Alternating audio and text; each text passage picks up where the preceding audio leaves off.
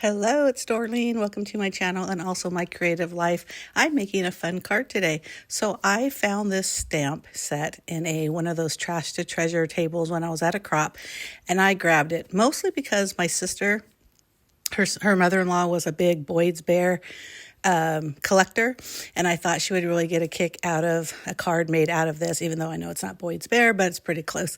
Super cute 3-part stamp. Oh gosh, I don't even know why somebody was getting rid of it. It was practically brand new. I think I may have been the first one to use it. But anyhow, I did a whole bunch of bears, mostly just experimenting with colors, and I did complete a couple of cards. Here's one that I completed. It's a double easel card, a fun fold card, which you know I love, and it's so easy, and I'm going to show you how. So the first thing I did is I found some papers that I thought kind of gave that cozy look. I love the gingham kind of look, even though this one's a little bit different, but it still has that same feel. I grabbed a piece of paper that was like an off-white, and I cut it down the middle. This is an 8.5 by 11 piece of paper, so I cut it at 4 1/4, and I'm going to cut another piece at 1.5 inches, and you can do it larger. I think in my blog I have an 1.25 inches, or excuse me, 1 3/4, but it's whatever you want it to be. You score that larger piece at 1, 2, and 6.5, and then you make an easel card. So basically the first fold or the first score line, you fold one way, and then you fold it the opposite way, the other. So that's the accordion. And then of course at that top fold, that's the top of the card. So the base is now 4.5 by 4.5 with those little cute little easel on the bottom. The other piece, the 1.5 inch piece, you're just going to fold it in half, and that's basically at the 5.5 score line.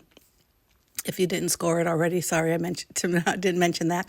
I'm going to have all these measurements and also this little bit of more instructions or details on my blog, which I'll have the blog address in the information box, as well as my Instagram, things like that you may need to know. So then I just went ahead and trimmed the paper. Now the inside of that, it needs, since it's 4.5 by 4 1/4, it needs to be 4 by 4 1/4. And on this piece, it's just a 1/4 inch smaller. So depending on what size you did yours, it'd be 1 1/4 by 5 1/4, and this is 3/4 by 4, because that's going to be in that very first accordion tab, which you see me doing right now.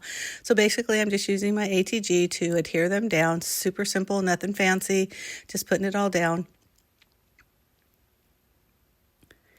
And then once I do that, before I start really decorating the card, I'm going to adhere that thinner piece to the middle of the very front tab and also the back. Now I didn't put adhesive all the way up to the top because this is higher than the card. So I mentioned before that the card base ends up being 4.5 by 4 1/4, and you know a standard A2 is 5.5 by 4 1/4.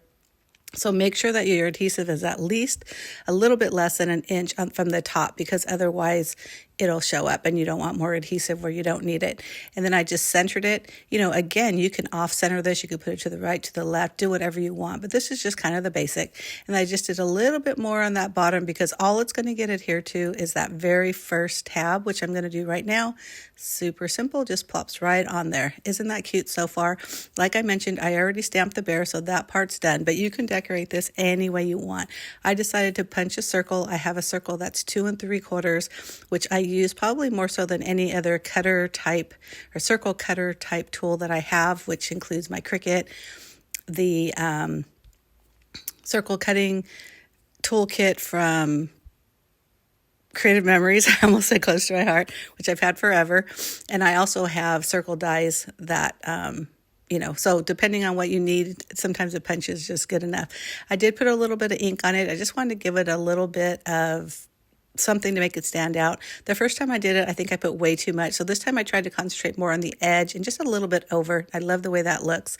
And just make sure that when you put it on your easel card that you only put adhesive in the middle or what's going to fit on that strip. You don't want the circle all the way adhered to the card because you want that to kind of pop out a little bit. And of course my ATG just is acting up on me, but you know what, that's okay. It works more than it doesn't, so I'm good with it. Matter of fact, I love this thing. But if I haven't mentioned it already, please leave me a comment, give me a thumbs up if you like this card. Comments, I always answer comments if you have any questions. Again, you can look at my blog Oh, I'm just showing you really quick. See, I bought these adhesive dots from Amazon. You see how they're like half the size of a regular one? I love these, especially for cards, because too much dimension costs a lot more money when you mail it. So it's always nice to have a little bit of dimension, but also less than where you have to put more postage. All right, back to my spiel. So if you're not already a subscriber, make sure you hit that subscribe button. There's also a notification bell. I do post at least 2 videos a week. One is always scrapbooking, and the other is whatever it is I'm creating in the Command Center. The Command Center is the name of my blog and also my craft room. So if you're wondering about that. And I showed you earlier the stamps that also came with super cute, like, I love you very much, thank you very much, you got something new to cuddle, things like that. So of course I wanted to add some of that in the inside. So you saw that I did this one, a thank you card. So it says thank you very much in the inside. I did do another one, which I showed in the beginning, which was a baby card. And I think it just said welcome baby. And I can't remember what it says on the inside, but it's super cute. And you can imagine how cute the bear type sentiments are. And I just, like I said, stamped it on a piece of leftover paper from that off-white. I'm going to use that same green that I used for the circle to mat this.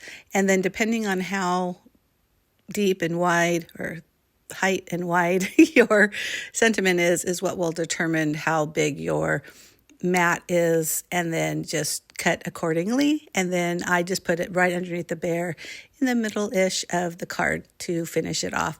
Super, super cute. Like I mentioned, everything will be on my blog as far as dimensions if you didn't get them earlier in the film, or press the rewind button and watch it over again. It's a pretty simple card.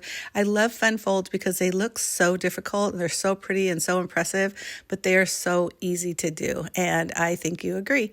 Another thing I did on this card is I did add some enamel dots, and my thought was I wanted them to be kind of tucked behind the circle, so when the card's flat, you can tell that they're tucked in. I don't know if that makes sense, but you see how I kind of just mess around with it, because even though it's fine if it wasn't, that's just the thought that I like that idea.